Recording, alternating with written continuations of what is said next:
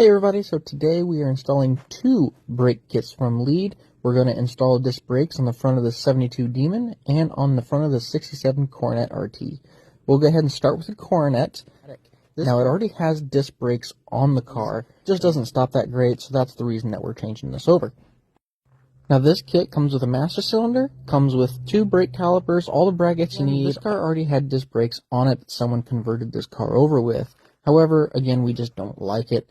Also come to find out that this had an aftermarket spindle on it, so we had to replace that with a factory spindle because the brackets that come in the kit just did not work with the aftermarket spindle, as you can see here. So we located a factory drum brake spindle to put back on this car. With the B-body application, the brake calipers do face forwards towards the front of the car, bolts in, easy peasy, right through the original lower ball joint and a couple bolts on top. Next, we install the spacer, make sure the chamfered edge goes towards the inside of the car. We already had the rotors packed and the grease inside and the seal installed. I like to lubricate the spindle a little bit.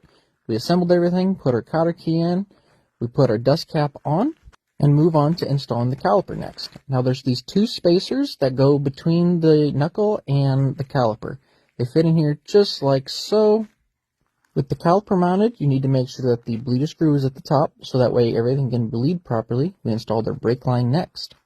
Here's what everything looks like on the back side with everything mounted up. I also like to go ahead and spin the rotor just to make sure everything's not dragging. You also have to verify that the rotor is sitting centered inside of the caliper as well. With the front brakes finally installed, we're ready to move on to the master cylinder before bleeding the brakes.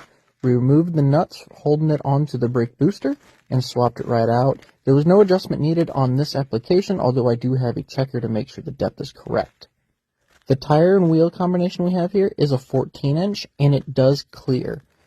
A lot of the disc brake kits from LEED do fit the smaller application wheels. We scrapped out all these old junk parts and took the Coronet out.